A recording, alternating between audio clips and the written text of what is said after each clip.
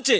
আর এখানেই সমালোচকেরা যেটা কটাক্ষ করছেন যে এই পশ্চিমবঙ্গের সরকার, তৃণমূল সরকার, সেই বাংলাদেশি রোহিঙ্গাদের আধার কার্ড, প্যান কার্ড ধরিয়েছে বলেই তো আজকে পশ্চিমবঙ্গের মানুষের সঙ্গে, পশ্চিমবঙ্গের বাঙালিদের সঙ্গে ভিন রাজ্যের পুলিশ জিজ্ঞাসাবাদ করছে।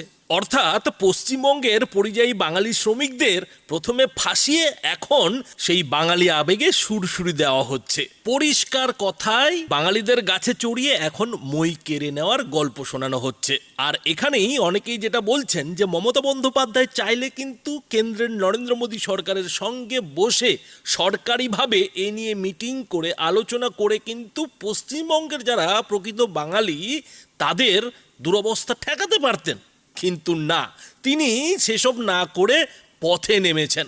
আর পথে নেমেছেন মানেই তো তিনি আসল খেলা শুরু করে দিয়েছেন। আর সেটাই তো এদিন তৃণমূল নেত্রীর মুখ দিয়েও বেরোলো যে 26-এ খেলা